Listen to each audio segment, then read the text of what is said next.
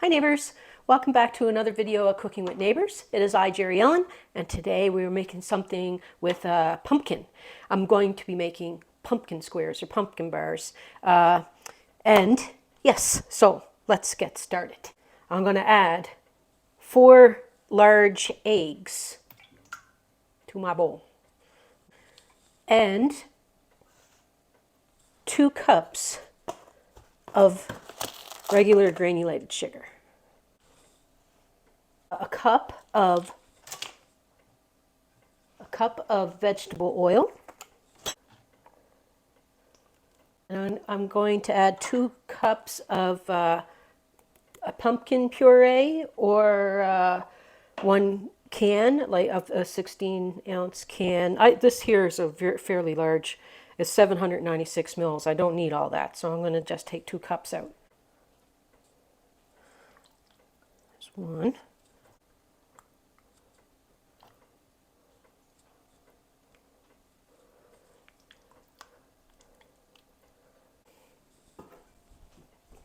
And I'm going to cream this all up.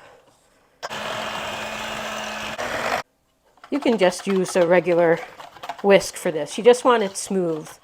You want to incorporate it and smooth. I'm going to get my dry ingredients. Does that touch it? No, it's sugar. It does. I'm going to set this aside for a second, just so that we can see. I'm going to put 2 cups of all-purpose flour. 1, 2. I'm going to put 2 teaspoons of baking powder. 2 teaspoons of ground cinnamon. 1 teaspoon of baking soda. A half a teaspoon of salt. A half a teaspoon of ground ginger, a 1/4 teaspoon of ground cloves,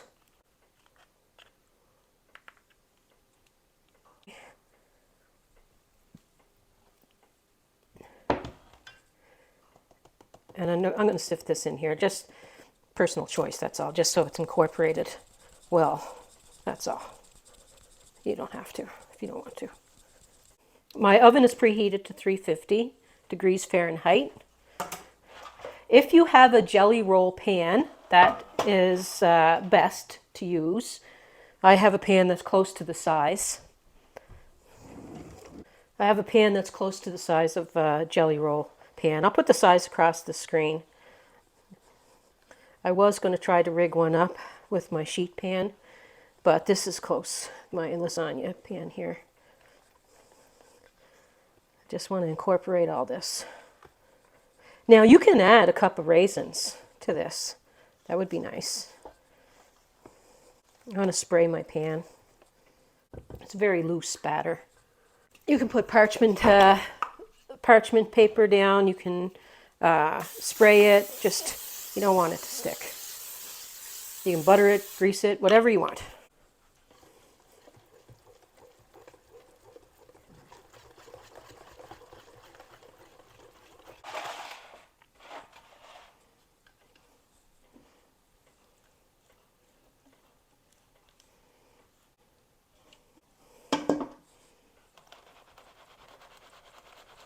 Oh, no, what? A little bit of nutmeg in this would be nice. Like a little dusting of nutmeg. But didn't call for it, but I want to do it anyway. I think it'd be nice.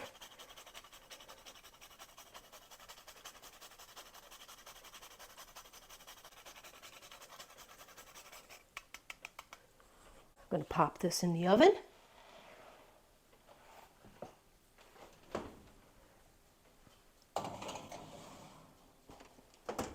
Set my timer. Okay, let's make some cream cheese frosting for on top. I have a block of softened cream cheese, 1/3 cup or 80 mils of soft butter or margarine. I'm going to get a measuring cup here. teaspoon or so of vanilla extract. And I'm going to put 2 cups of powdered sugar. I guess you could have sifted that, Jerry, but I did not. I'm going to get the mixer going to this, but I just don't want it to fly everywhere, so I'm kind of squishing the butter into the soft powdered sugar.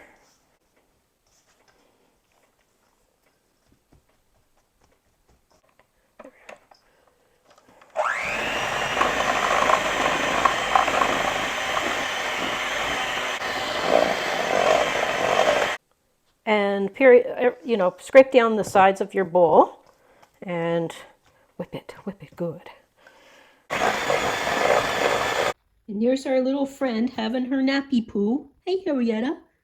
I don't know if she likes pumpkin too much, I guess, or because she's not at the stove, or she's mad that I'm not making bacon squares. Maybe on the weekend, puppy. Okay, my neighbors, my pan of pumpkin squares or pumpkin bars or what have you took about 25-30 minutes to cook, and it was on the second shelf from the bottom in the center. Okay, so now let's tilt you down. It smells amazing, let me tell you that. Let's put our cream cheese mix on top here. I let this cool for about an hour. Actually, more than an hour would be probably best, but Jerry wants to have a tasty poo, so she ain't waiting more. And it's probably good practice to sift your powdered sugar, your icing sugar, so that you don't get little lumpies.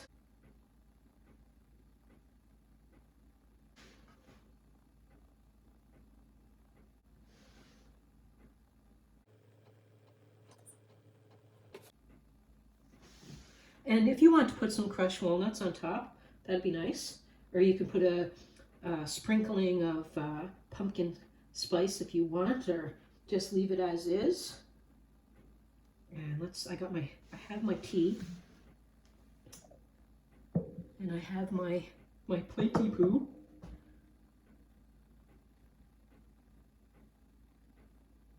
Let's just take a corner here.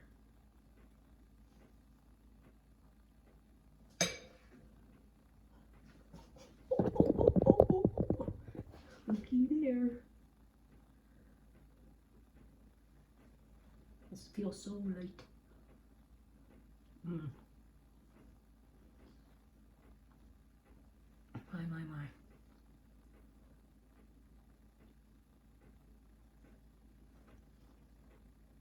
It's like pumpkin heaven. Definitely bake this. Most definitely. It's so good. Seriously. Anyway, I appreciate your time. I appreciate you all. Please like, share, subscribe. Please come back again. I'm going to be taking a trip back to Cape Breton. I'm going to be filming it and sharing it here. And yeah, I hope you come back. Bye. Take care, everyone.